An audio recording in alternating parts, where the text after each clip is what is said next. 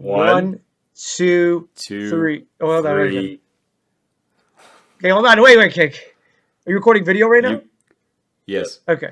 The One. bloopers. Okay. 1, 2, 3. Clap.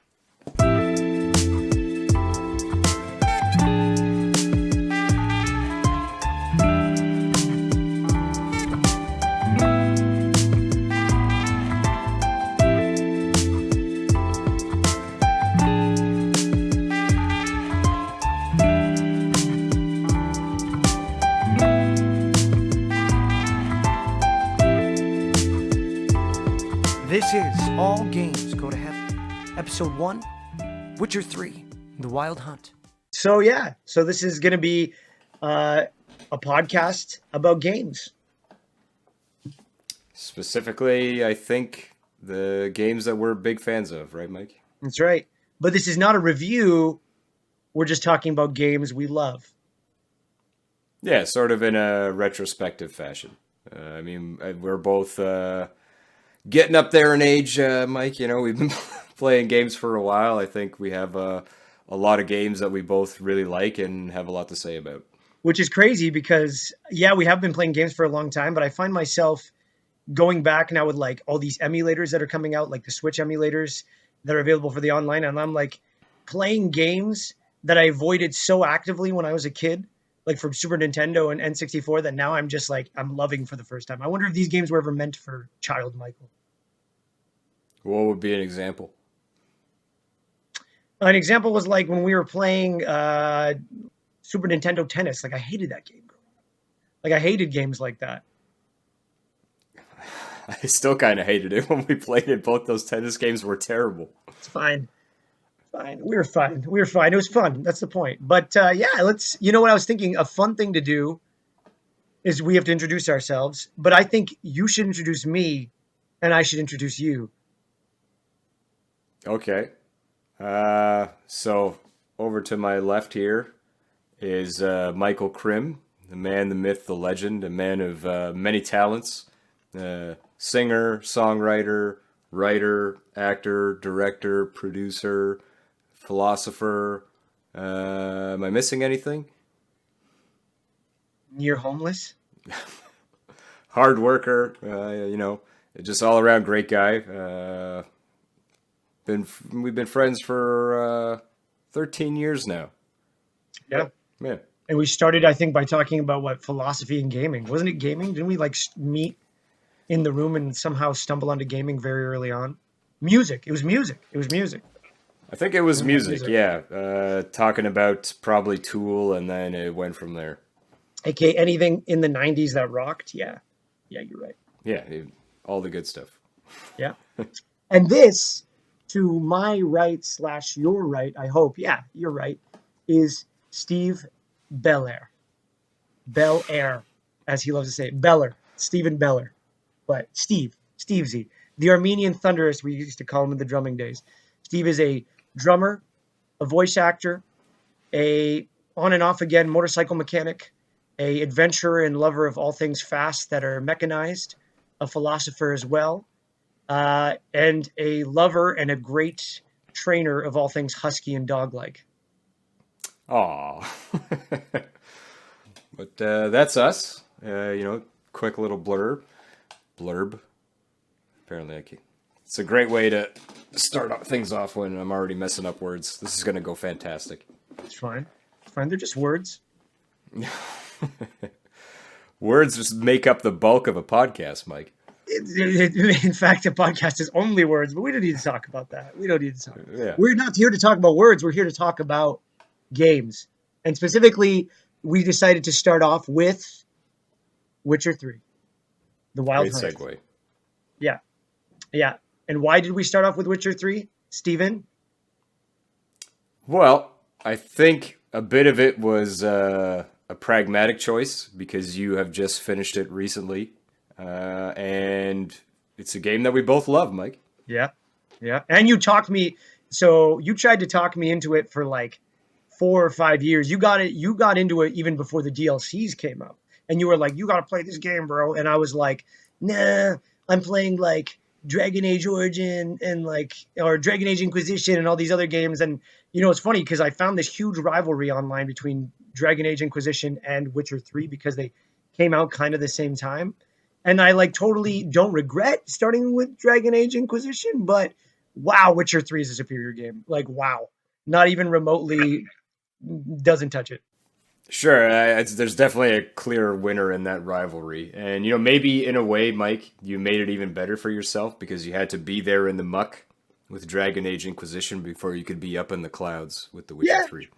yeah, and there's a lot of parallels too. I mean, like they both revolve around a similar lore, and I guess this is another good segue where The Witcher takes in a world where magic is sort of not outlawed, but it's clearly if you are a magician or a magic wielder in both worlds, in both games, you are different than the majority of society. And in some way, you're either in one franchise you're segregated, and the other you're sort of I don't want to say deified, but you're just part of like orders that aren't hunted down and hounded. But you are the one that sort of started on the Witcher franchise. Like I know the Witcher started originally as a video game series by I'm going to pronounce. I'm Polish, and this is funny.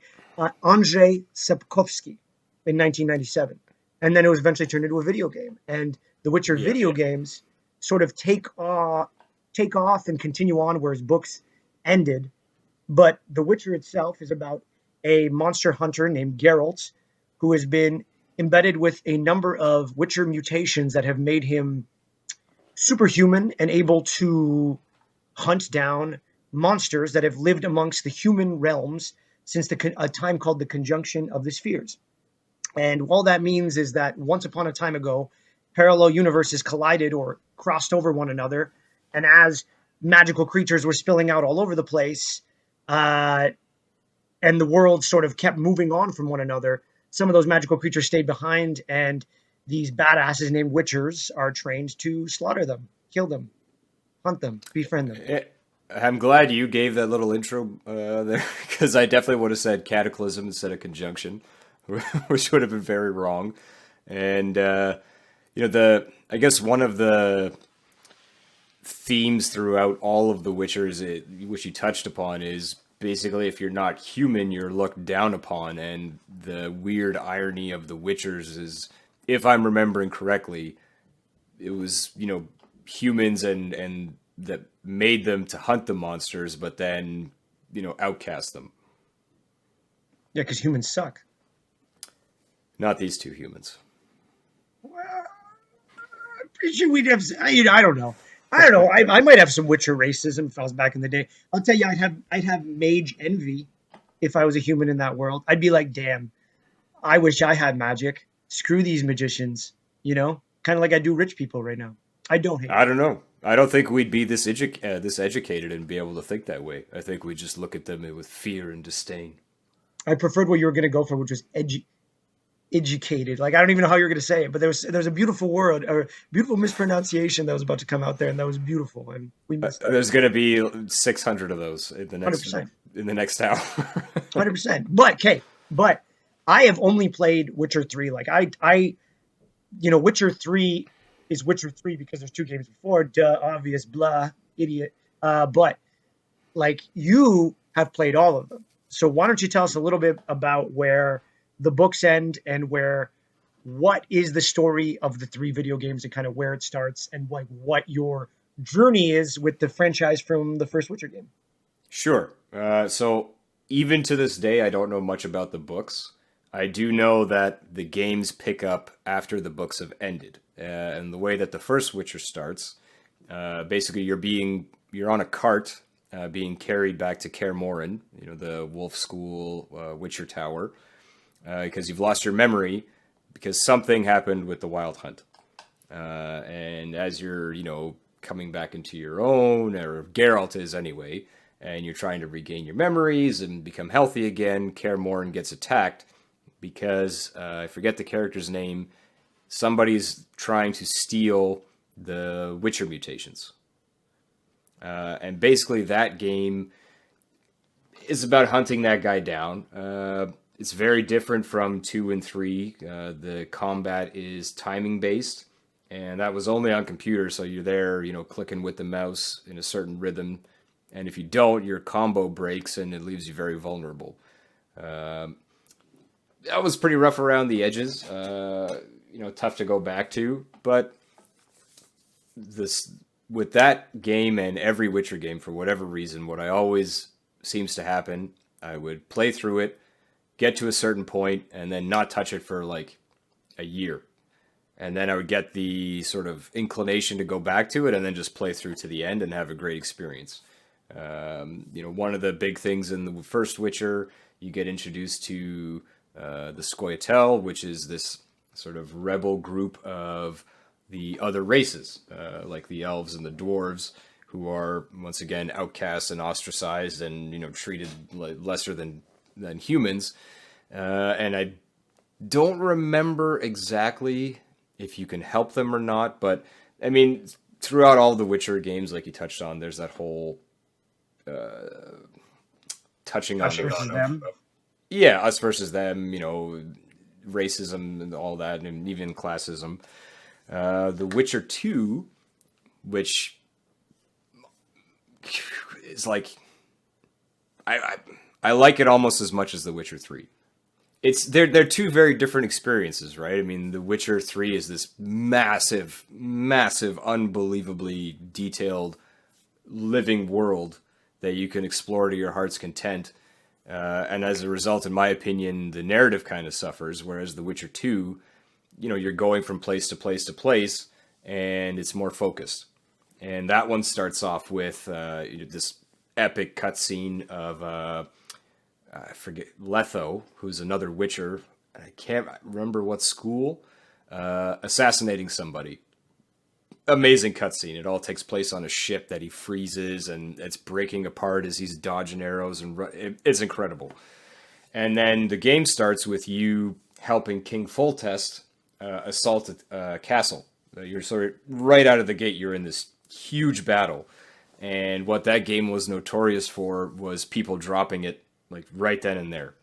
That game really didn't hold your hand. Was super hard right out of the gate, even on normal mode. It really pushed you to like get good and do it fast. I mean, some people are going to say, "Oh, whatever, it was super easy," but this is what people were saying back then.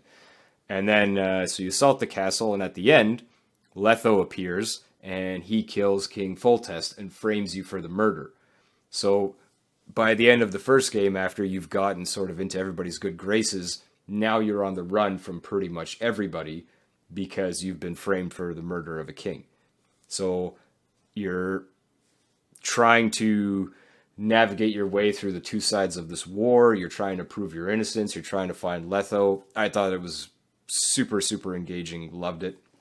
Same thing happened. Played it for a while. Stopped. Came back a year later and then just demolished it. Like, it was great. I don't know why I do this with Witcher games. Same thing with The Witcher 3. That one has the CD Projekt Red curse a bit of, which is the developers. When they were showing the trailers and everything, The Witcher 3 just looked way ahead of its time, blew everything out of the water. And then when the time came for it to come out, ran terribly, unless you had like the best computer, and the graphics didn't look like what they advertised. It was super buggy. So that one, I didn't get too far. And then I think that one was probably 2 years once that game had gotten really polished that I came back to it and just completely got immersed in it. And was telling you over and over again to play it. Yeah, but you know what? It's crazy that you say that, because that is like the big talk point they have about the release of it, where CG Projekt Red kind of got stuck in this development limbo after Witcher 1 came out, where they were trying to do a console port called Rise of the White Wolf, I think it's called. Yeah, Rise of the White Wolf. And this took up like 4 to 5 years of their development team. So like even The Witcher 2 was supposed to come out earlier, which is interesting, because I feel like they struggled sort of with this residual, we're behind everything now, and our entire sort of like schedule we set up for ourselves is kind of pushed back, because then when Witcher 3 comes out, which you're right, it might be a curse. Like there was something like 5,000 bugs they found when they first turned it on, and they had to push back the release date even then. But then the developers claim that that's half the reason we see half the things we see in the game. Like all the good things we love are because it was so bug ridden. It forced the developers to sort of step up and make it magic, which is, I guess, kind of what happened too with Cyberpunk, right? Yeah, and to be fair to CD Projekt Red, like that's almost become the norm to release these buggy games and then fix them as it goes. But even if we go back to around the same time that The Witcher 2 came out, which in my opinion came out in like very good shape, like look at something like Skyrim. Like half that game is the glitches, and people love it. And Bethesda doesn't get the kind of heat that CD Projekt Red does for releasing a game in the same state. But I mean, that's neither here nor there. I don't want to make it sound like I'm trying to take shots at CD Projekt Red. I think from where they started making the first Witcher game to where they are now is absolutely incredible. And maybe this is a controversial opinion, but I really like Cyberpunk 2077. Yeah, I mean, you got to skip the PS4 version and play it on computer though too, which everyone says is the ideal way to play. Yeah, but I finally, in anticipation of that game, built my first computer so that it would be able to run it great. And, same thing as The Witcher 3. When it was first released, it was a buggy mess, which isn't the end of the world. It's when it's poorly optimized. And, like, even on a beefy system, it's ready like this, but visually, like when it's that choppy, it's not a fun experience. But then coming back after they did all those patches, like it's not like they added to the world or did anything like that. They just made the game run smooth and got to experience it. It was a freaking blast. Like that was a great playground. Well, and with Witcher 3, because I noticed in the developer's history, they at one point were just what is it, a CD Projekt. They weren't even CD Projekt Red, because it wasn't until they partnered with they came up with the whole Red Engine, I think it's called. Yeah, the Red Engine 3, that kind of upped their game. So at the same time, good on them compared to someone like Bethesda. I know they're innovating something completely different, and and everyone's now under this banner of Microsoft, EA / Unreal / this. Everyone's kind of all homogulating under one sort of roof for graphics engine, but like they were very ambitious to say, like, you know what, none of these existing engines that we could just plug into on its own has enough for us to handle the gameplay experience we want to create, and B, also have the complex narrative and the choice mechanics they introduced. And I think, and everywhere I was reading online was that CD Projekt Red only was able to do that because of this Red Engine 3. Could be. I mean, that's not that didn't used to be an uncommon practice. I know, like BioWare, I think their engine is called the Aurora engine that they built Mass Effect on. So that wasn't uncommon. I think it's becoming less common now. I mean, especially with the Unreal Engine 5, like the stuff that it can do is just unbelievable. And why wouldn't you use it if you can? But some developers are still out there doing it. But yeah, good on them. I mean, they did great. They did great. But the Aurora engine was part of this original build, because that was like in the developers, I guess, almanac, or when you look back at the history of it, they say that was one of the first sort of engines that allowed you to not just carbon copy landscapes and reuse them over and over again. You could actually like create these dynamic, beautiful environments. And that was one of the first things, actually, because like funny that you said all this stuff about Witcher 2 and 1 and 2, because like I dipped a toe in Witcher 1, and like the story was cool, so it was keeping me going, even though the gameplay, like you said, was this like click, and it was tough. It was very, especially come like reverse gaming that, like I was like playing that in 2016, so almost 10 years later. It was a bit Oh yeah. Yeah, it was tough. It was tough, but like I did it because the story was so friggin' good. And then with number two, I tried to do the same, but I reached these points where I just like I couldn't get by it. But then with Witcher 3, the thing that got me was they made it a lot more accessible because they give you this White Orchard area, which you kind of start the game with, right? And in White Hmm. Orchard, it's this beautiful tutorial where they don't rush you through it. You can take your time, like you're gonna run into sporadic monsters and you're gonna run into bigger monsters and you're going to run into humans and you're going to run into all the challenges you're going to run into in the game, but it's like it's not all at once crushing you like Witcher 2 to spit you out into the world. Yeah, yeah.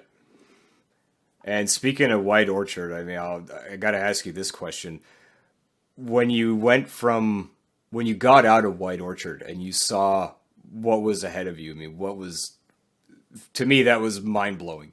I couldn't believe White Orchard felt so big already, and then for all of that to open up, like I couldn't believe it. I was overwhelmed because like Hmm. the thing is though they don't just start you off in White Orchard is this beautifully contained like big box you get to play in. Cool. And it's like, and what I was going to say about the Aurora engine, what caught me right away was the landscape diversity. It like when I was riding through the forest, it didn't just feel like I was like somebody took a small part of the forest and just like copy. It was like you ride through a little forest and it's like, oh, a little new bush area that wasn't somewhere else I've seen. Oh my God. Now past that's like this little weird pond that's just kind of useless to me, but beautiful. And then a different forest compared to the one I was just driving through. And it's like there's nothing there, but yet they took the time using Aurora Engine to do that. So like I was already The blown Red away. Engine, So you mean? then, sorry, The Red Engine, you mean? no, but the Aurora Engine is what they were using for landscape originally.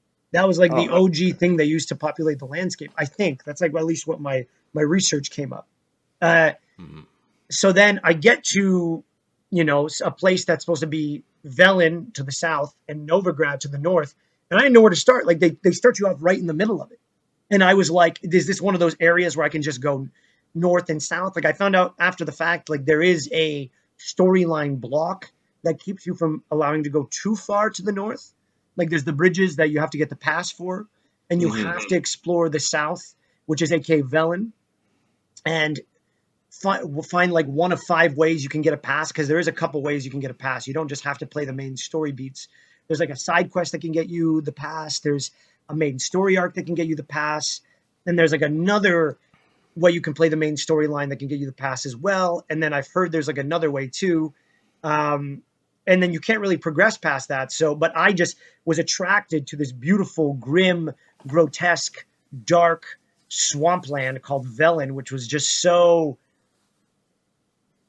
well, I'm Polish, so it spoke to my Polish soul because it was like this grim, dark, disgusting, brooding, dreadful place, and I was like, God, I feel at home. God, I feel like you just offended all of Poland right there with equating that to The I Witcher. don't know. I think as something I feel like I have as a Polish person, which some of my Polish friends as well, not all of them. I'm not going to generalize all Polish people here. We have a bit more of a melancholic soul, let's say, and there's like I don't know. It just spoke to my melancholic sensibilities. Maybe that's a better way to say it. It's a poetic. Yeah. And then, there's Velen down here, there's Novigrad up there, there's all that stuff to the east, which you're free to explore. And then you get the pass, and you can go to Skellige, and it feels as big as everything else, but it's its own area. Like, it just, I don't even, I like, if you had to guess, how much do you think you've done? I would think maybe for me, 25 to 30%. And that's after 150 hours. Well, you know my history with this game because I took it a little more personally than you did. Well, okay. I'm gonna say closer to 70 to 80%. 70, I'd say for me, only because I got stuck in my cursed sort of playthrough where I got there's a number of different endings you can get to the game, and you and I both got a bad ending. we got we got the worst ending. The worst ending, yes. We both got the worst ending. Yeah. And mine's a little bit shorter, so I'll just say this. I think by the time I got to that just terribly depressing, demoralizing ending, I was maybe at 70 or 80 hours. And I like, one, I couldn't believe that just happened because I thought I'd made the right choices. Apparently not. So I had to go back. Like, I couldn't live with that ending because I think, especially at this point, the DLCs had come out. So I didn't, like, narratively especially, which is, I think, a big sticking point for both of us, it didn't make sense to go to the Blood and Wine DLC when this ending happens and implies essentially that Geralt lets himself die. So, go ahead. But what we're talking about here is that there is a character. In short, what Witcher 3 is about is that it's a culmination of Geralt's post Witcher 1 and 2 stories, which is where he starts. It sort of culminates in a character named Ciri, which is his adopted daughter that was given to him by a, what's the term? Law of surprise. Law of surprise. For those people who've watched the show, you know who Ciri is. And if you haven't, it was the daughter of a queen, I think the Queen of Temeria, that was, Geralt evoked the Law of Surprise, and so you're sort of given like a surprise gift. The next thing that if you're traveling somewhere with that person, or you're going somewhere with that person, the next thing you guys come across is like the thing you get to keep. And by chance, when he evokes it in the show, at least they dramatize it with, oh my God, she's pregnant. So therefore, Geralt kind of is rewarded Ciri, her unborn daughter, as the Law of Surprise. She's even born with like the same kind of hair he has. Yeah, I think that definition is a bit off. I don't think it's the next thing. It's sort of like, I don't want to say dealer's choice, but because the Witchers use the Law of Surprise to get children instead of payment, because notoriously the Witcher mutations are very hard to survive, and when the Witchers were thriving, they would get lots of kids instead of taking payment to try and make more Witchers, and the majority of them die. Well, so fast forward, Ciri's in your life. She's your daughter, yes. And she just vanishes because she's got these badass magic skills that are like next level compared to most magicians. And now she's coming back, and you, throughout the end game, when Ciri sort of steps back into the narrative, you have a number of choices you have to make, which you have complete autonomy over deciding. And I thought I was preparing her for a real world. I was like, I'm like this Witcher. I'm like, hey, man. And I thought the choices I was making were the supportive ones, like as in to say, like, I got your back. It turns out I was being like a helicopter parent, and that was terrible. Is this how we are as dog dads? Is that what that means? Probably. Yeah, we're not such great dog owners after all, or Witcher dads. Listen, just because I want Ciri to be by my side so I can decapitate anybody who comes near her with a 10-foot pole doesn't make me a bad dad. It just makes me miss her all the more. It's not my fault she disappeared into the nether for like aeons, like, I don't know, for half of my freaking lifetime.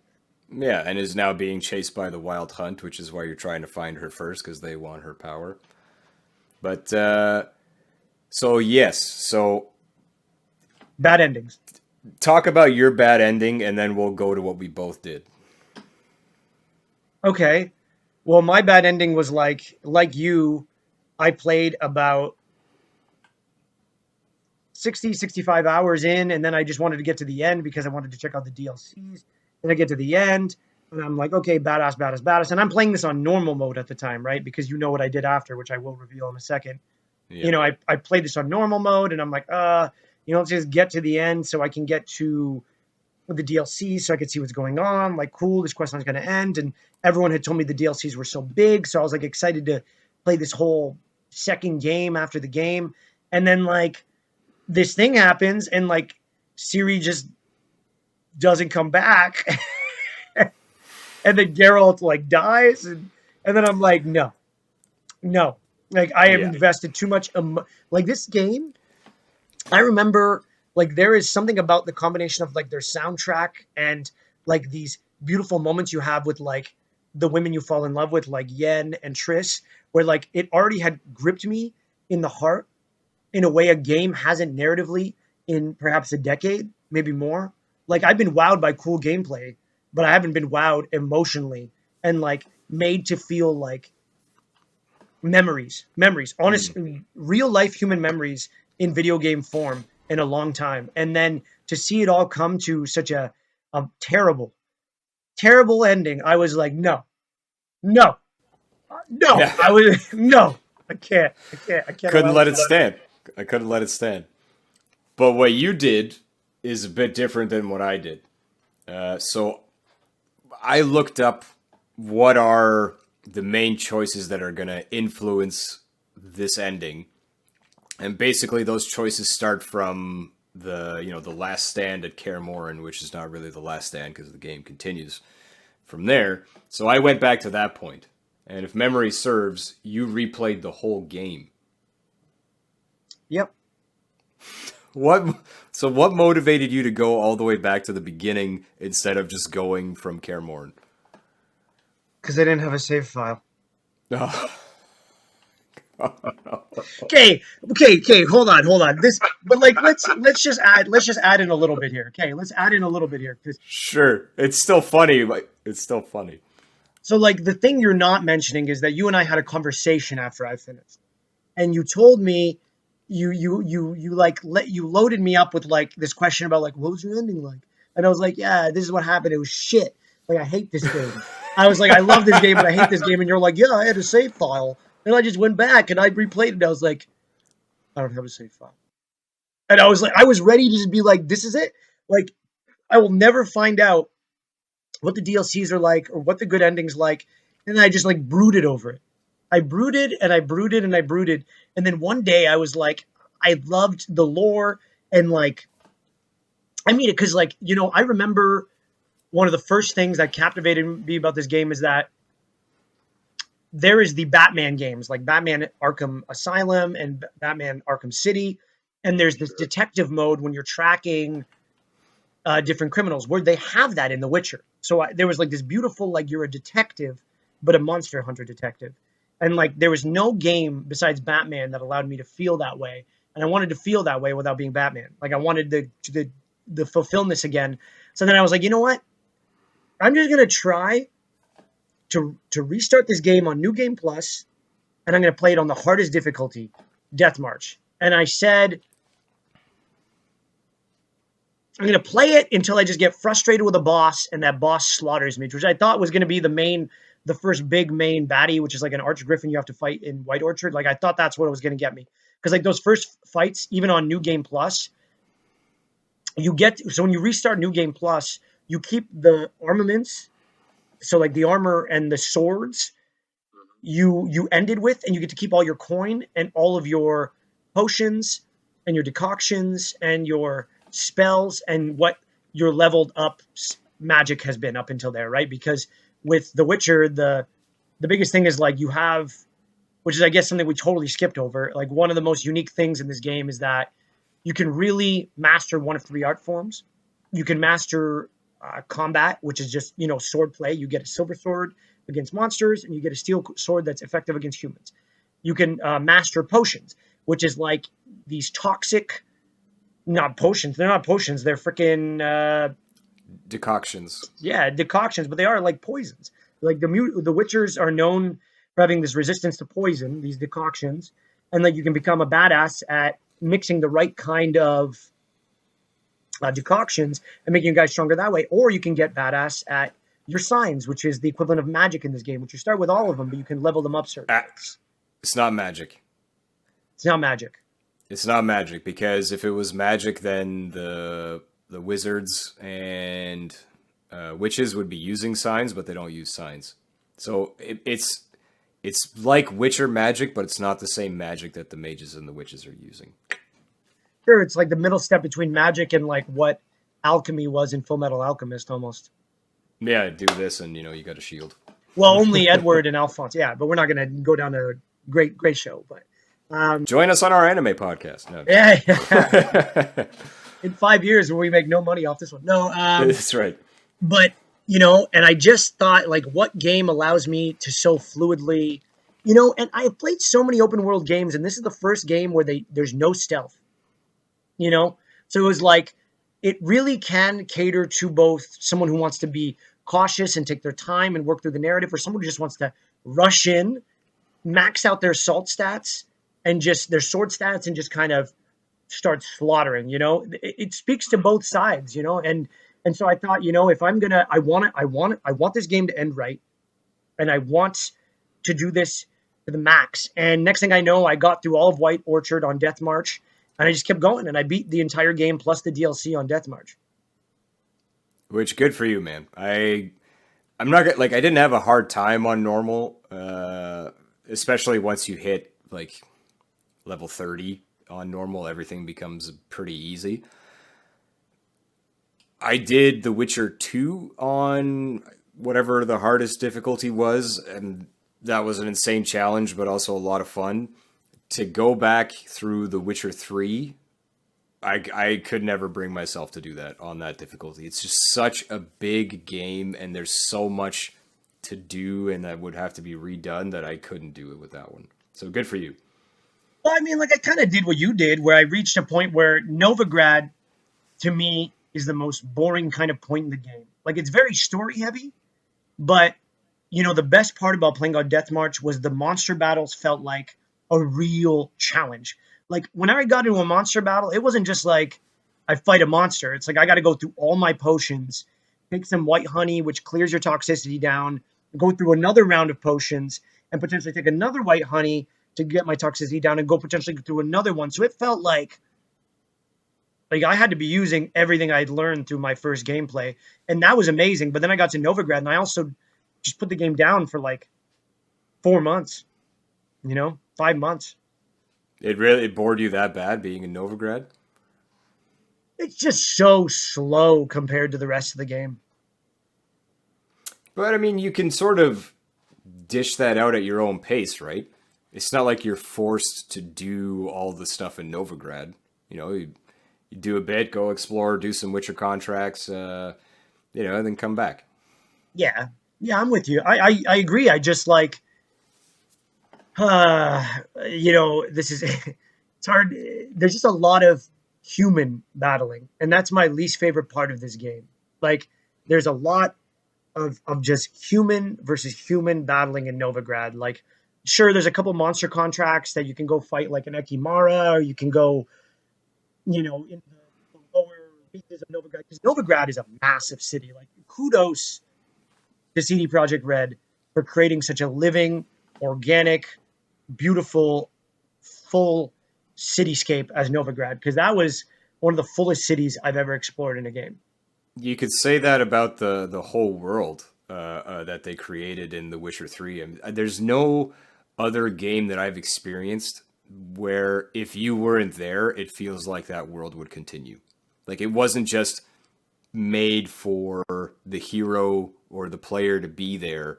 It's just, this is a place, you happen to be there as well, and the things that you're doing happen to be there. But if you weren't there, like, everyone's going to go about their day. The stuff with Nilfgaard's still going to be going on. Like, the world will continue.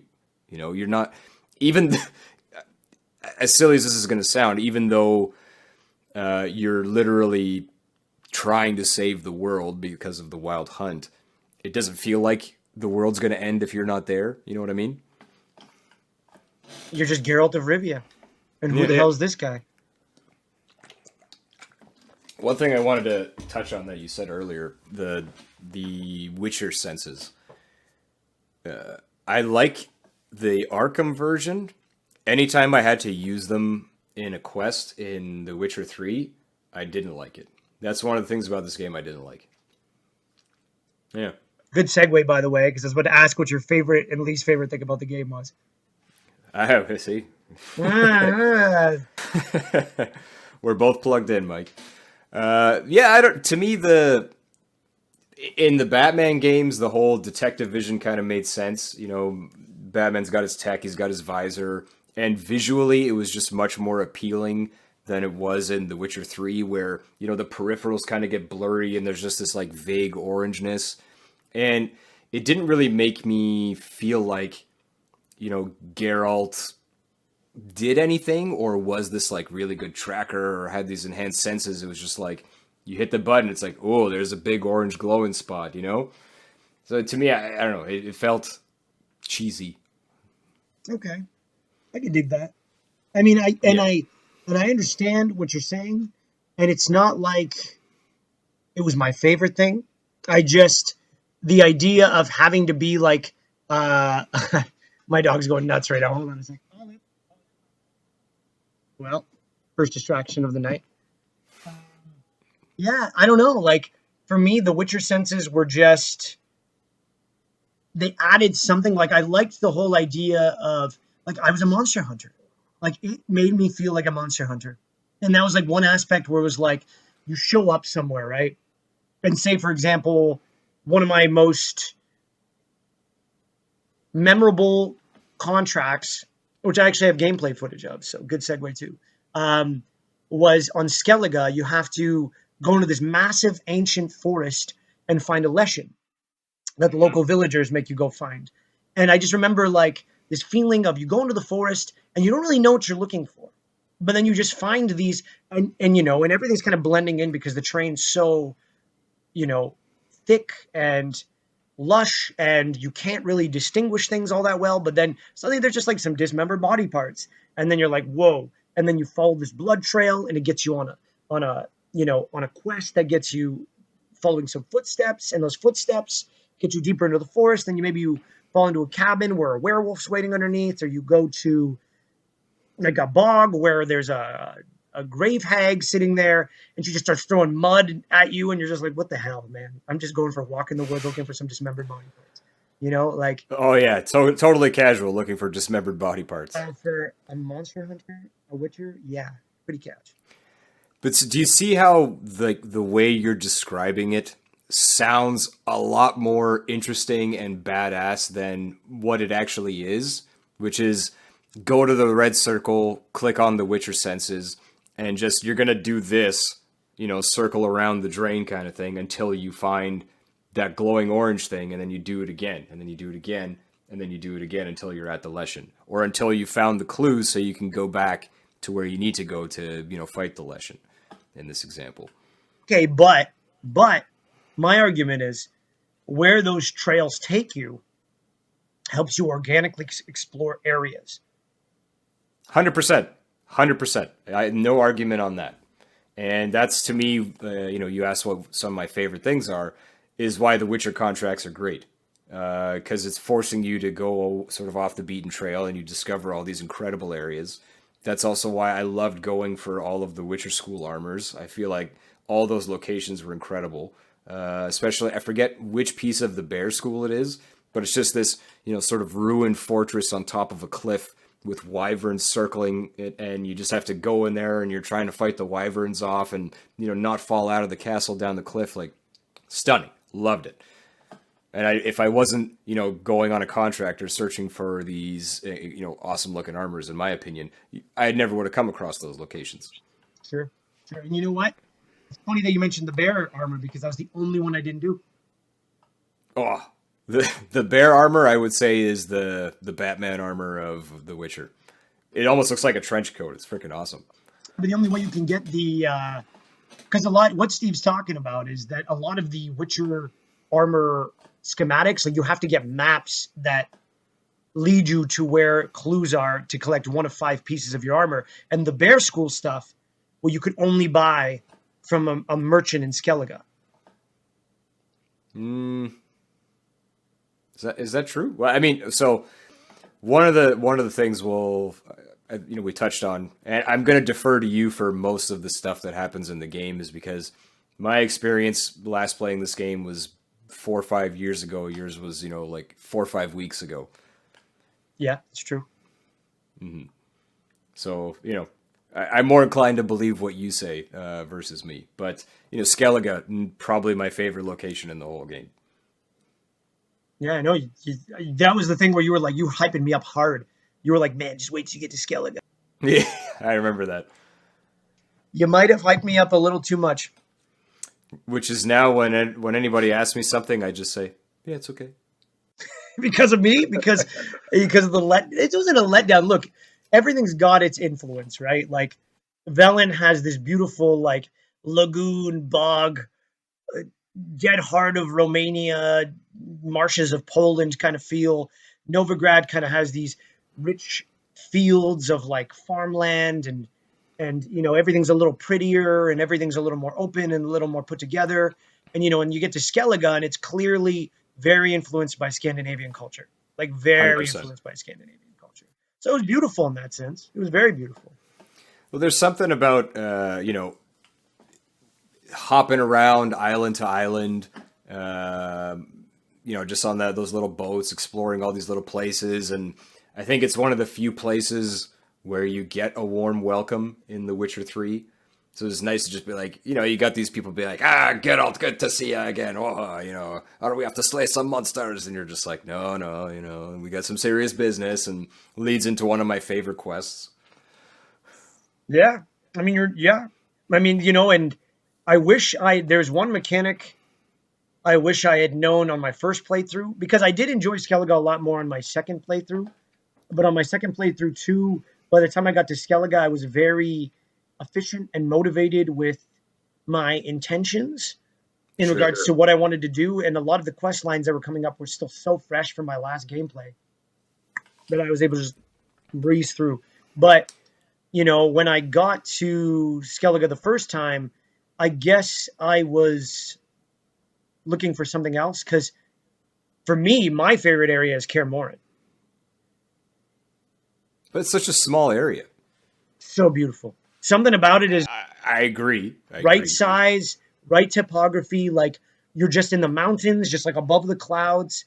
It was like every time you walk out of anywhere, there's just clouds and mountains everywhere. And I'm just like, damn, it feels like I'm in the sky. Mm-hmm. It is a beautiful spot.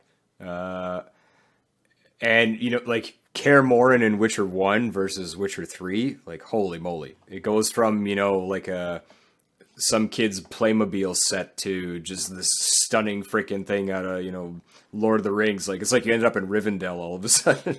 It's true. Because I was even looking at, like, comparative pictures, and I was like, what is this Lego playset that they put into 3D? Yeah. It was a big step up, and that was really cool to see. Going back to Kaer Morhen for the first time in Witcher 3, you're just sort of there going, whoa. You push open the front doors and you step in there, like, oh, it was awesome, totally awesome. And that was my magic place. I don't know, something about it just caught me. So maybe it's also like right time, right place, because they do a good job basing on how fast you're playing through the narrative when you get there.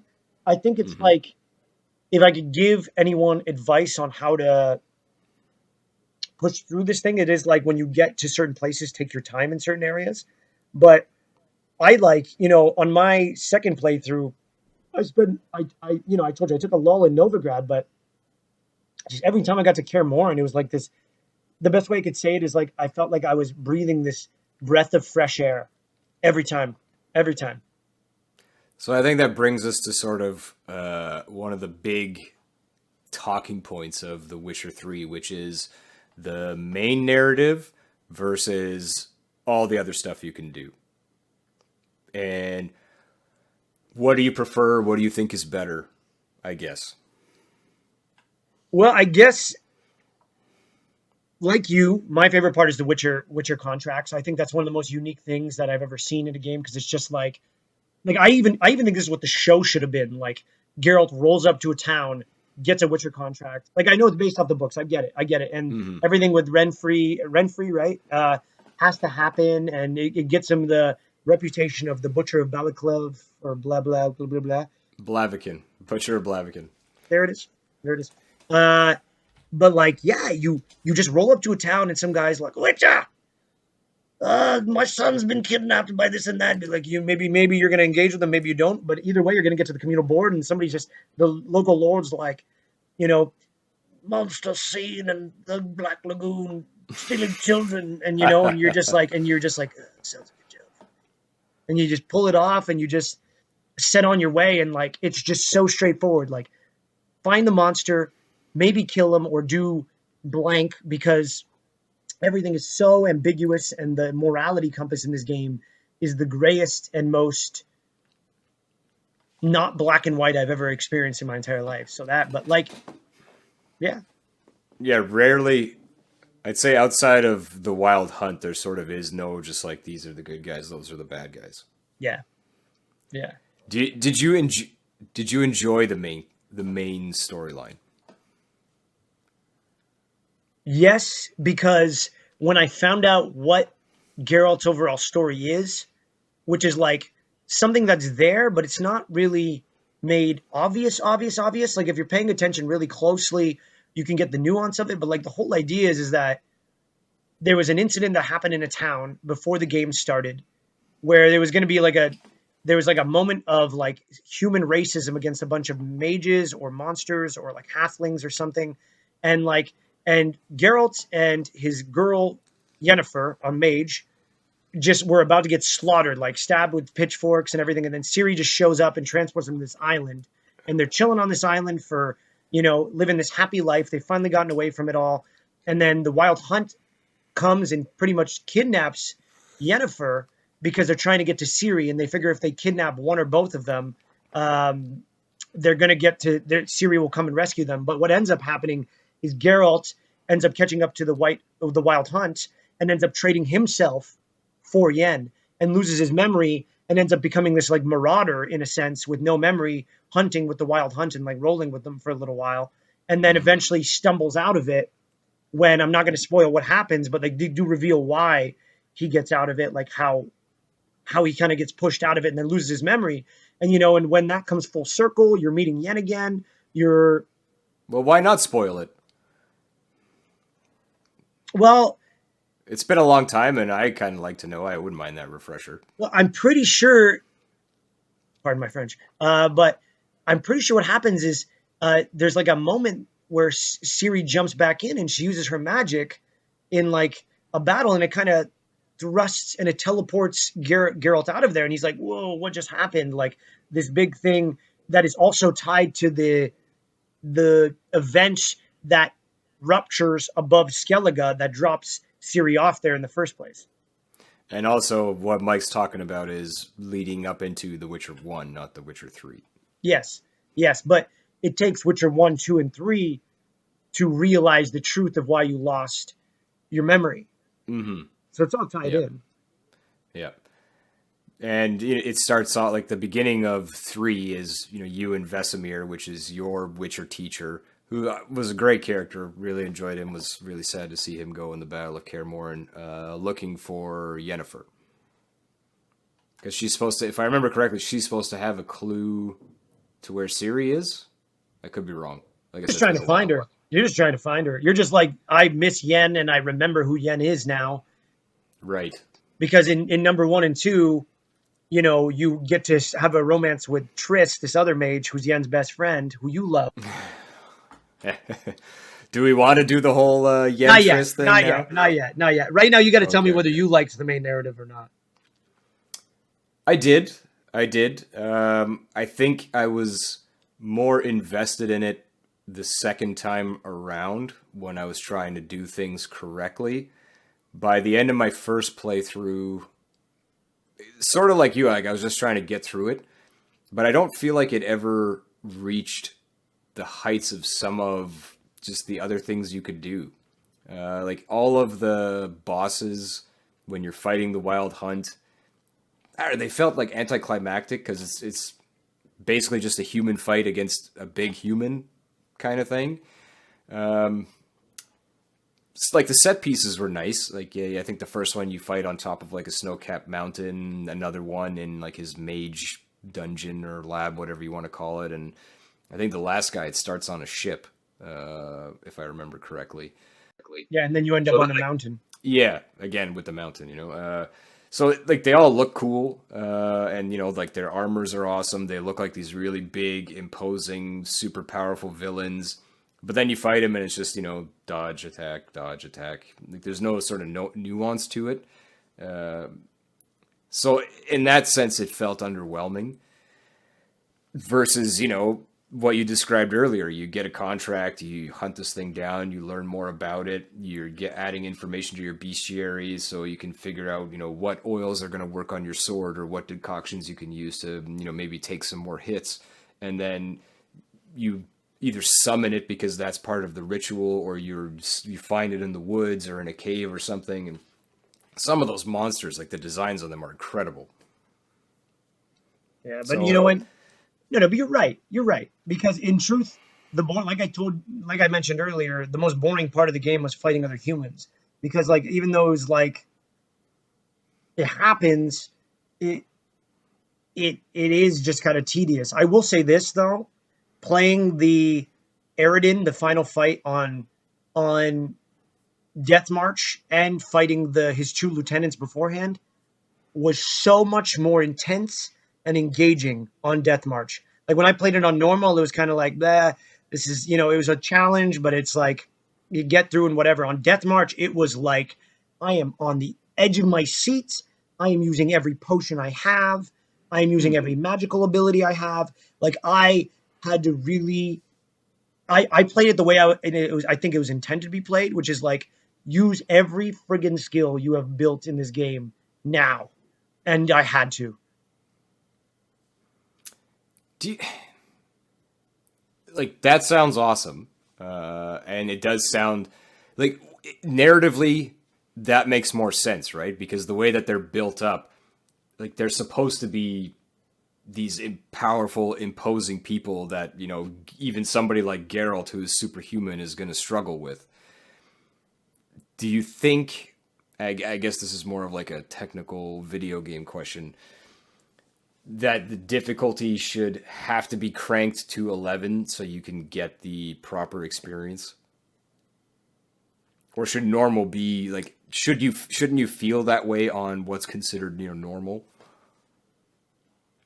In the age of Elden Ring, uh, Oh god. I know, I know. Okay, okay, Don't trigger my PTSD. okay. No, I'm going to say no because I think the casual player that is not a veteran gamer like you and I will not find normal as easy, and they would not have put in as much grind as you and me did before we got to that boss battle. That's a fair point. That's a fair point. For me, I needed to go to Death March, not because the human fights were what was satisfying me. I was finding myself rushing through the monster fights, and that was disappointing me. I wanted those to be more epic. I wanted those to challenging me because that was the game for me, was the monster fights. So I was like, how do I make these juicier? And that's how I made them juicier. And everything else was just you know, a side dish. Sure. So then is there any moment or quest that stands out above the rest? Yeah, I mean, Toussaint, the DLC, Hearts and Wine. There was Blood and Wine. Blood and Wine. Yeah, Blood and Wine. Yeah, I know. Stone, And the other one is Hearts of Stone, yeah. Hearts of Stone. Um, just Toussaint in general was just beautiful. And like, I didn't even need to be doing monster quests to be having a great time there. But if there's an individual monster quest that stuck out to me, it was on my first gameplay that I never found again. And it was, you think you're hunting a fiend, and it's in Velen. You should go to this small village on the east side of the keep, on the lake that the keep is on, where the Velen keep. I don't remember what it's called, but where the Bloody Barons keep. And to the east of it, just past the lake and past a little bit of a forest, is this small village, and you have to be a higher level to activate this quest. And you think you're hunting a fiend, and then after you hunted it for a while, you stumble into its lair and you find its dead body there, and you realize a bigger creature has eaten the fiend and killed the fiend, and then it stumbles on you. That was epic. That one was epic. What about yourself?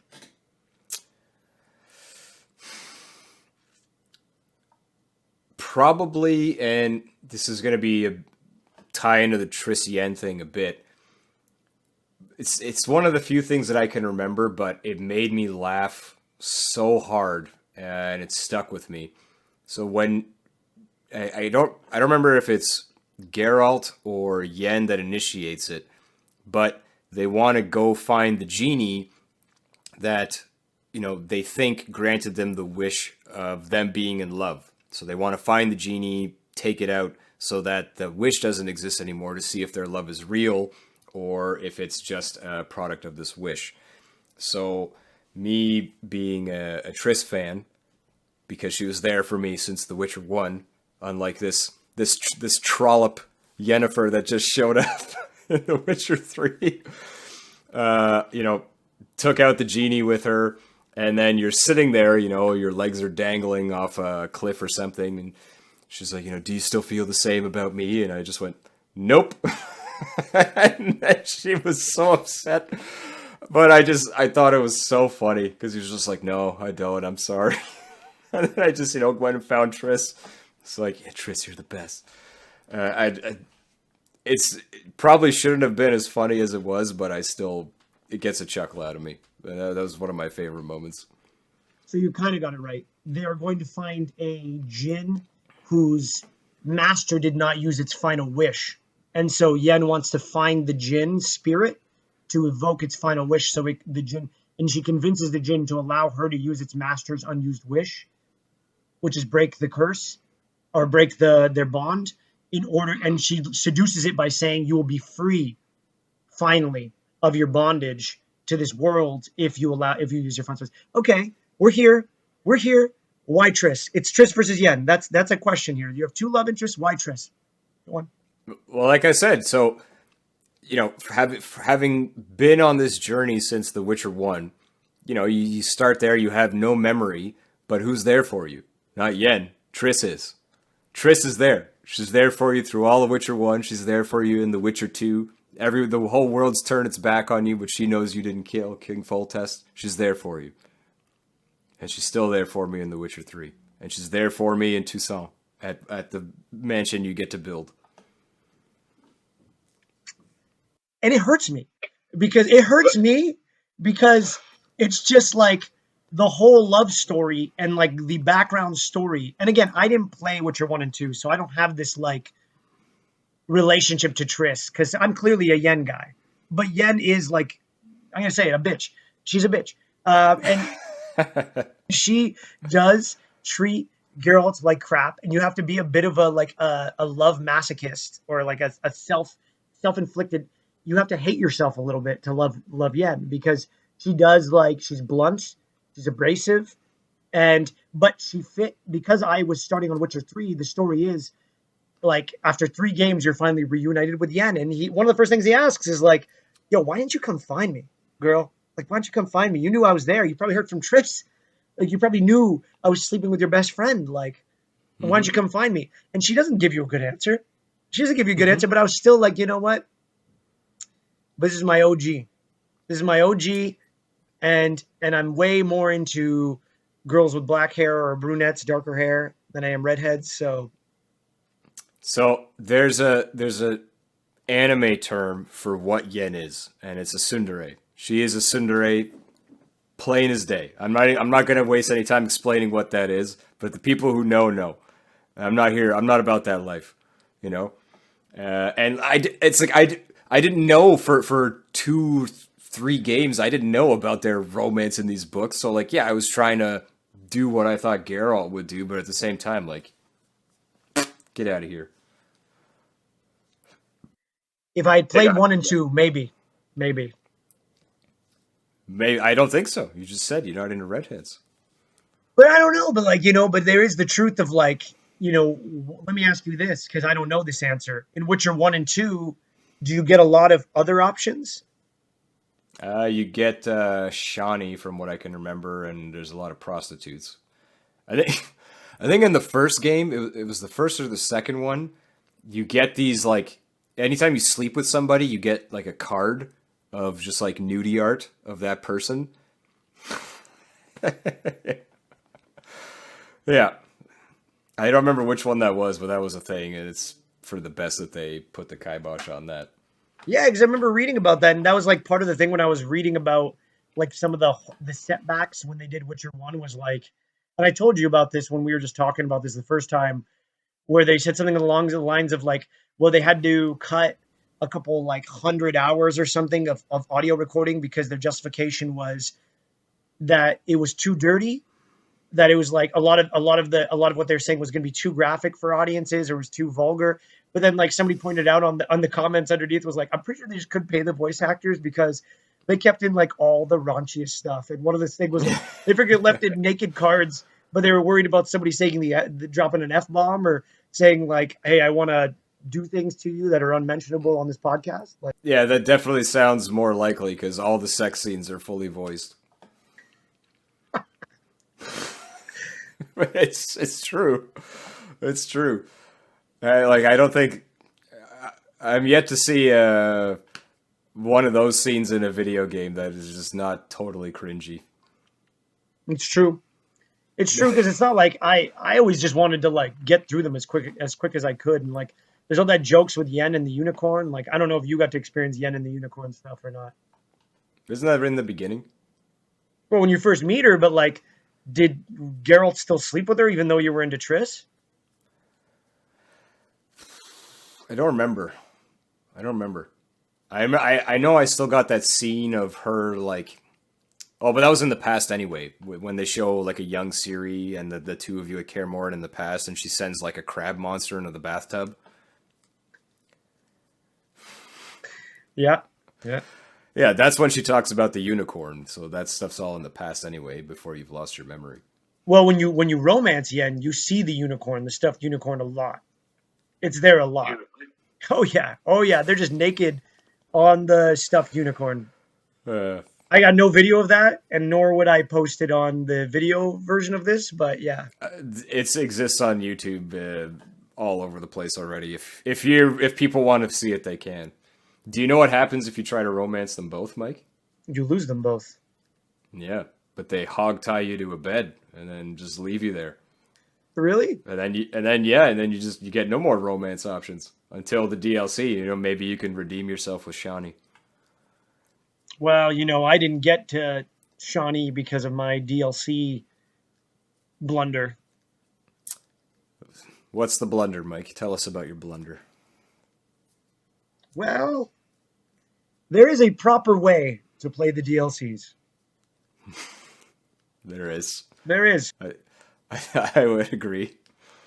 So you have Heart of Stone and you have Blood and Wine. Mm-hmm. Two great expansions. Blood and Wine is better, but they're both great. And I decided to play Blood and Wine first because you get offered a new mechanic called mutations.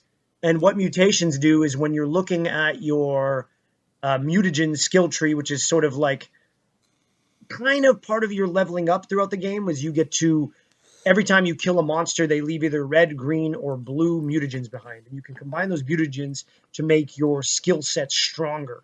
And you apply those mutagens as your skill set tree gets larger. And there's a cap on it. Yeah. And because I'd been playing New Game Plus, I started maxed out.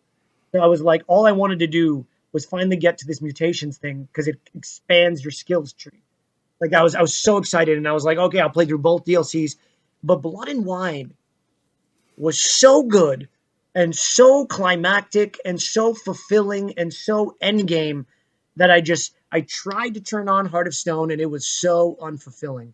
It was just empty and shallow by comparison, and it's not. It's like you said it really well there. I mean, Blood and Wine.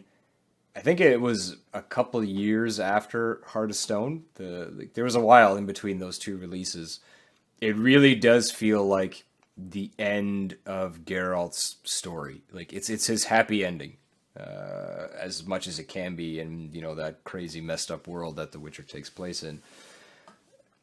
Like you finish the story in that, and then you hop back to the mansion. Yen or Triss is waiting for you, and like that's sort of it. To continue from there would just feel weird. I'm sure it's like some people don't care, but again, with us being such narratively driven people, it would feel weird, and it's a shame because I think you missed out on a gem in Heart of Stone. That was a really interesting kind of mini story, and You know, the main sort of puppeteer character behind that is a really cool, is what you would almost call like godlike in his power. And to come up against him at the end of it is really cool, like something unique I found in the Witcher 3. Like there's no other quest or mission or fight or anything that I can equate to that. Like it was very unique, and is one of like the few things that still stuck with me, you know, after all these years. So it's too bad, but I completely get it. It's a shame, but yeah, like for both of us, like, you know, that book is closed, right? Yeah, it's gonna be if I ever play Witcher 3 again, it's gonna be a decade from now on the 30th anniversary edition or the 20th anniversary edition or whatever's coming out. Yeah, ultra enhanced, you know, blow your eyeballs out edition. Yeah. Yeah, and even then I'll know how to play it, but I don't know. Like you know, you put in 120 hours, I put in 350 150. hours, Yeah. you know? So I can't just go back down that road. Like I'm maxed out, man. Like it's done for me. Has it ruined open worlds for you?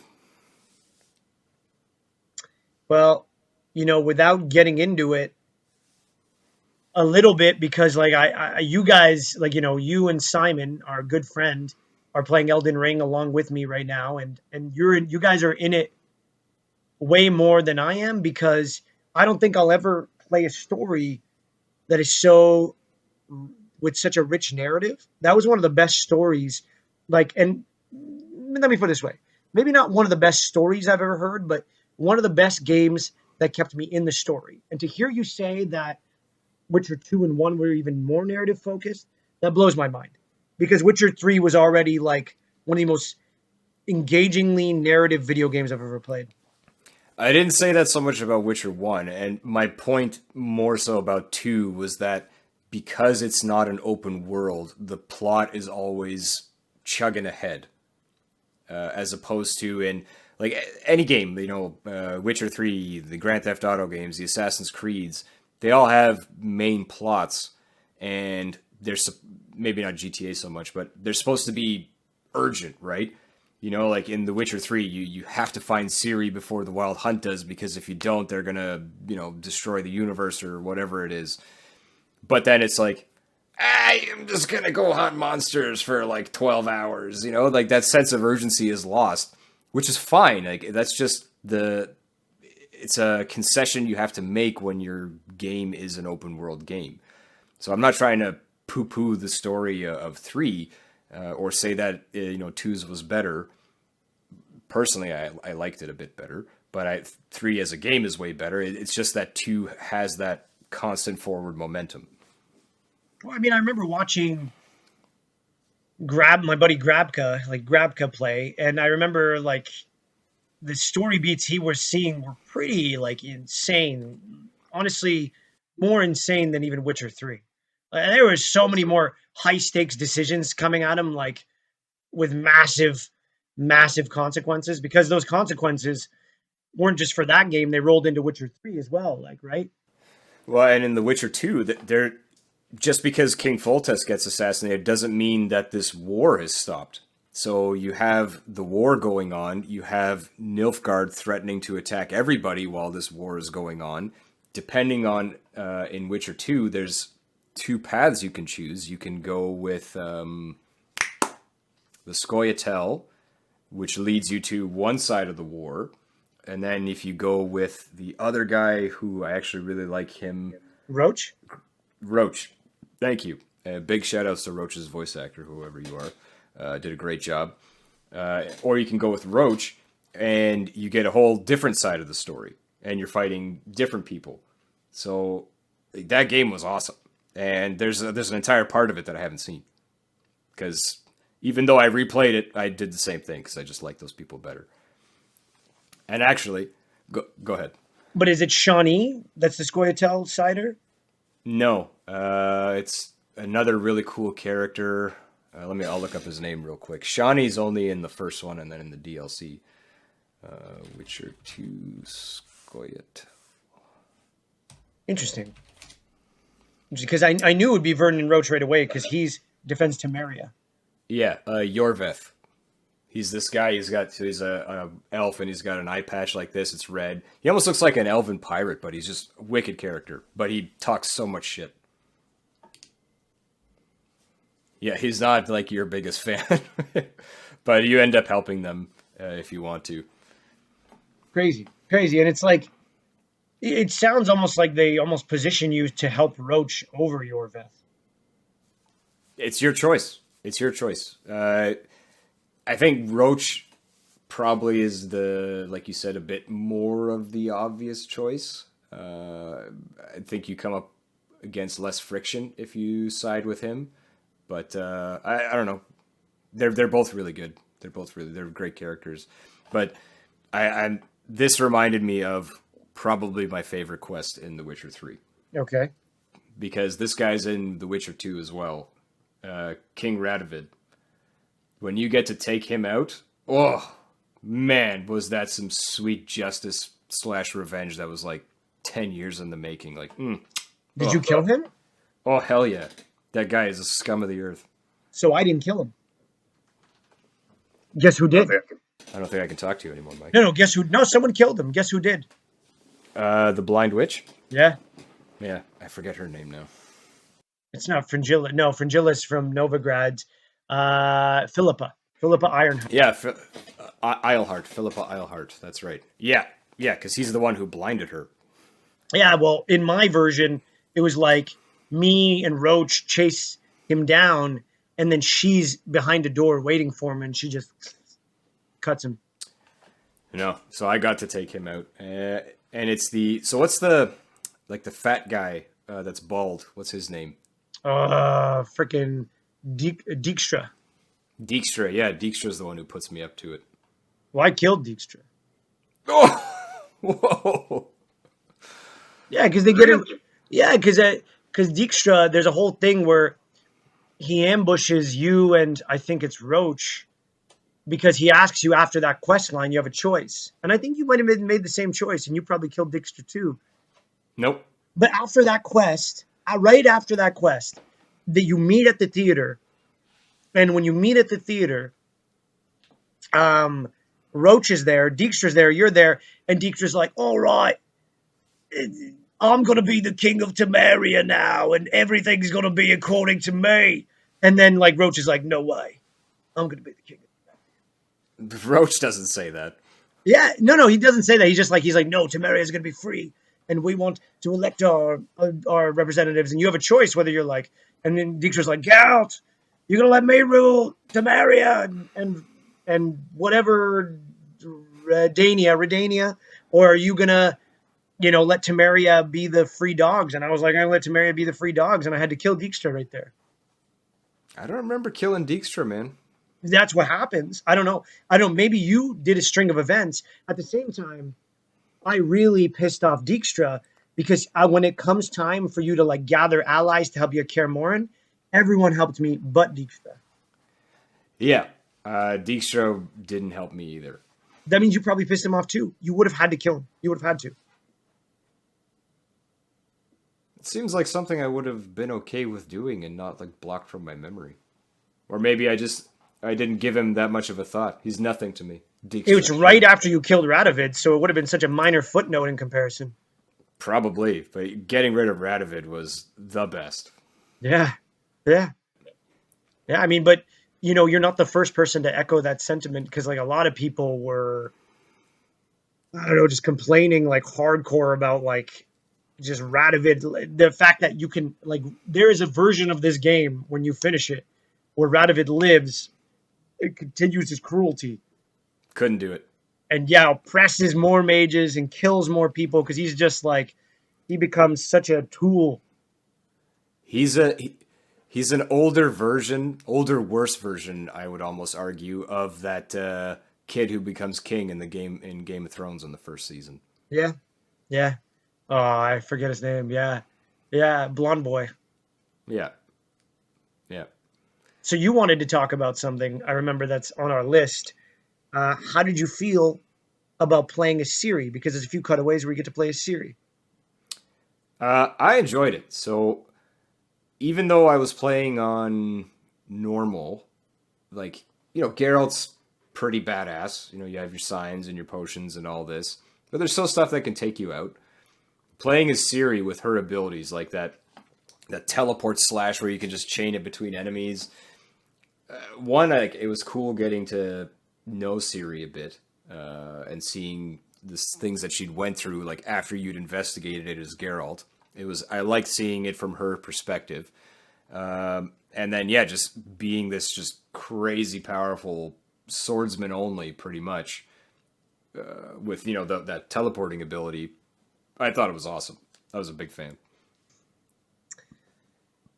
I didn't mind it on normal, but then on Death March, it was so annoying. It was so annoying because like it just threw these stupid, difficultly hard fights for no reason. Like I struggled with 5 or 6 fights I had to do, which I'll say were Elden Ring caliber fights where I had to do over and over and over again. But there was not one fight I had to do more than when I had to fricking play as Ciri when she fights the Witches of the Wild. I had to play that fight 25, 26 times. It's so annoying. And it just annoyed the shit out of me playing a Siri because of that. Like there's so many moments where you're just the gameplay style you get used to and you kind of need to survive as Geralt. Like you need your decoctions to play on Death March. But then like your Siri, you don't have your decoctions. You kind of your health bar goes up really slowly if you lose health. And like in that fight, they're just throwing stuff at you. Boom, boom, boom, boom. And it was just like, man, 20 plus times I at least had to play that fight. It was so stupid. So you're talking about the crones, right? Yeah, the crones. Yeah. So do you think if you didn't get stuck like that, then you would be able to look back and be like, yeah, playing as Ciri was cool? No. No. There's a couple annoying fights. There was like a basilisk fight. I remember it was annoying. That was the first one that I was like, okay, this is getting dumb. There's another one where like, hey, I keep saying it. I died more times to bandits than anything else in this game. And when I was playing as Ciri, playing as bandits, it was even worse. And not only that, there's another friggin' time where the Battle of Kaer Morhen, you have to jump between Geralt and Ciri back and forth, right? Mm-hmm. And the game glitched, and I was stuck in this area as Ciri, and I had to replay this whole part of the battle just to get through it. And like every time something could go wrong or would go wrong, it happened when I was Ciri. Like it annoyed me. On normal, I enjoyed it because it was just like, okay, I breezed through. Here's a little like cutscene that informs the story. Cool new powers. On Death March, where combat now matters and your decoctions matter and your ability to heal certain ways matters. No. Death March ruined her for me. That's too bad. Do you like her as a character at least? Yeah. Oh yeah, I loved her as a character. I would prefer her as just a character. Okay. At least we can, end on a positive note for Ciri. Yeah. I mean, yeah. But look, overall, the richness of the characters, I can sense we're winding down on this thing because we've hit a lot of our beats here, and like to culminate on that, the things that really make this game memorable above all else is the fact that it's rich characters everywhere. Like nobody's black and white. Everyone's such a distinct, unique backstory and character, and like you want to hate monsters that actually have brilliant personalities you end up falling in love with. You want to love humans that are charming at first but end up being giant a-holes, and like you want to murder it right away. And then like at the same time, because of this richness of characters, there's not a single quest where like, I'm coming off of Odyssey playing this game, and I played a little Valhalla, and like I played Ghost of Tsushima, and there's your standard what are called fetch quests. Fetch quests are like you go here, you get this, you come back, and you talk to some NPC that's generic. There is not a single quest that feels the same in this game. And it is partially because of how rich even the most minor of minor characters are in this game. I am incredibly offended you just lumped those two Assassin's Creed games in with Ghost of Tsushima. I don't care. I gotta move past that. Because I agree with everything else you said. Other than that one slight, I completely agree. Yeah, but I mean, like, what's your most memorable? Like, you think back at Witcher, and this is the most memorable thing for you. Like, bam! Like, this is why it's in your heart as gold. Oof. I kind of, for me, it's pretty much the same. It's just, it's not this super simple, they're good, they're bad. If you're helping people, you're doing the right thing. I mean, you can be helping people and it has bad consequences. It's not, it's much more ambiguous, which, especially when it came out, even all three of them, is not something that is really common in video games. What I've said a few times now, just how alive that world feels. I don't think any other game has come close. And to be able to spend that 150 hours in there, no experience has touched that in terms of an open world game. Not even close. And, you know, like the writing is great too, which is why you fall in love with those characters, you know, like Triss or Yen, Vesemir, Ciri, some of the people on Skellige, Roach, like there's all these memorable characters that you can, you know, love to hate, hate to love to love. To me, I don't know, there isn't another game that's done that. Yeah, yeah. I mean, I can think of one that got me, but it was across like 3 games. But it's still. You're talking about Mass Effect. I am talking about. You knew right away. You're like, Of course. yeah, because Mass Effect was the closest I've ever come to like richness of characters in that degree, where I was like in tears when, you know, the beginning of number 2 happens. But we'll eventually get there for sure. For sure. But that was over the course of 3 games as opposed to just this one epic, massive, beautifully created game.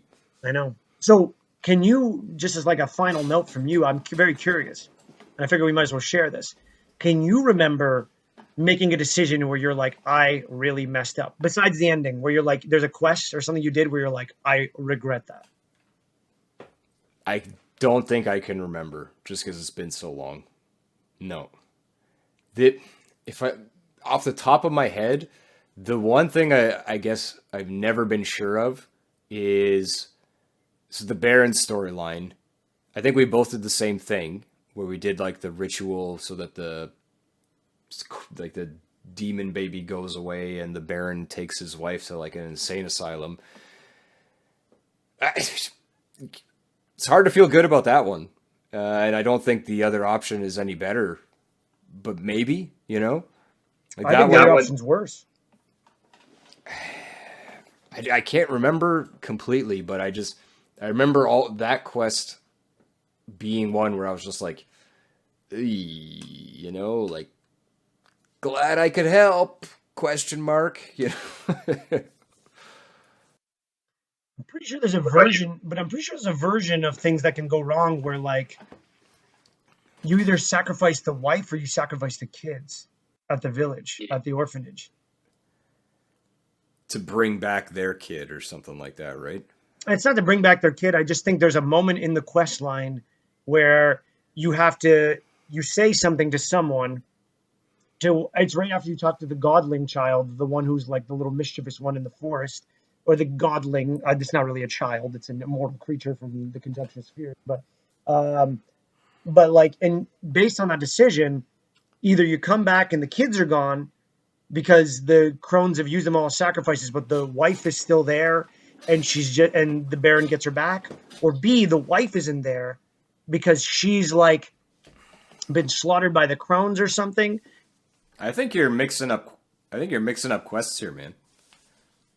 Because I remember there's definitely an option where the Baron takes his wife and leaves, and you've sacrificed like the baby that they brought back, which is like possessed and disgusting. It's really nasty. Yes, but when you first find where Sarah is, the wife, she is there with a group of discarded children that have been lost to the swamp, and those children are gone if you save Sarah, and she is left as a husk for her husband to take away to the mountains, not an insane asylum.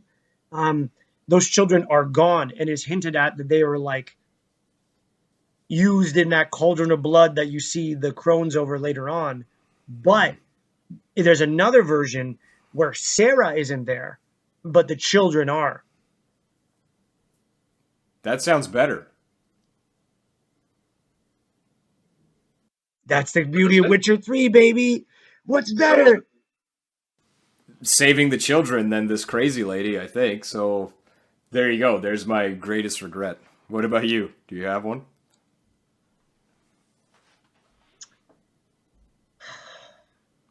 You know, I remember you telling me you used to sympathize with the monsters more often, because there is a lot of moments you can sympathize with the monsters.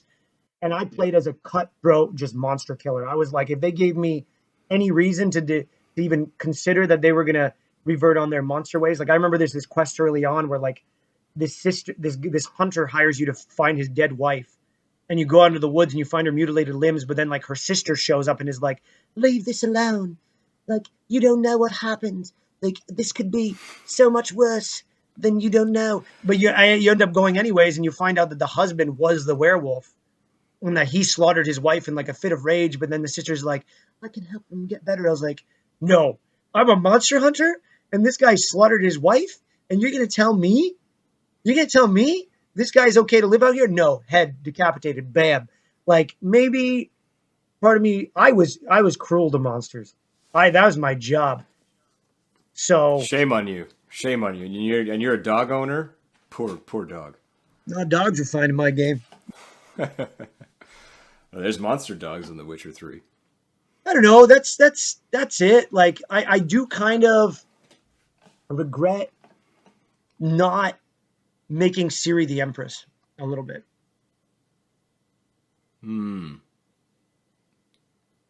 I think that is what I did on my replay. Because either she becomes the Empress or she becomes a Witcher with you. You did Witcher. You told me you did Witcher. Man, how is it that you remember what I did and I don't? This is really bad on me. Because you were my compass. Because you were my compass through this. Because you were the one who was like, every time I reached somewhere where I thought I was done or I was screwed, you would always be like, yeah, continue on. Yeah. Well, do you remember getting to the Battle of Kaer Morhen? And then it feels like it's the end. It's like, all right, we're going to have this showdown. It's like, you're like maybe halfway through. So, Mike, if you had to rate this game out of 10, what are you giving The Witcher 3? Like a 9.9, only because I don't want to give anything ever in my life a 10, but like a 10. It's a 10. It's a 10. It is the, to me, as an open world role-playing fan, there's only like 3 10s I can say I can give out in my life, and this is one of them. What about you? I'll give this one a 10. Good. I mean, at the end of the day, we're not talking about anything unless we think it's a 10 in our eyes, right? Yeah, I mean, yeah, or at least like an 8 or higher, I'd say. Like an 8. We're probably going to review like a 7.5 somewhere in there. Or one of us is going to feel it's like a 9. Not review. We're not reviewing. We're just talking. We're just talking. But we're not going to talk. We're probably going to talk about one game where like you're going to be like, this is a 7.5, and I'm going to be like, this is a 9. Or like you're going to be like, that was a 10, and I'm going to be like, that was like an 8 or a 6.8 or something. We'll maybe get there. We're not always going to be that way.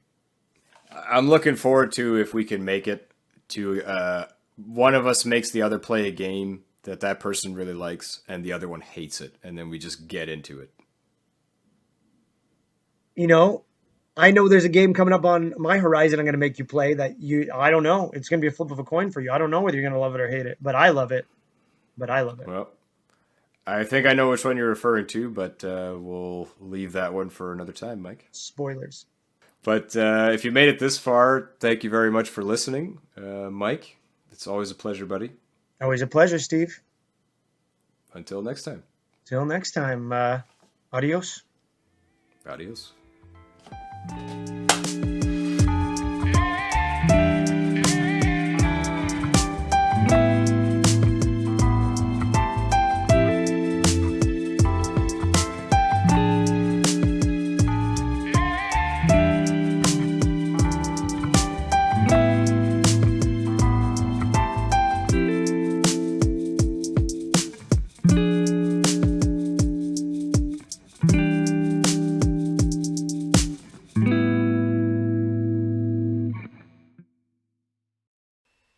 Special thanks to our beats master, Aaron Rastovic. Fantastic. Great game. That was a great game. One of the That's greats. great. Great game.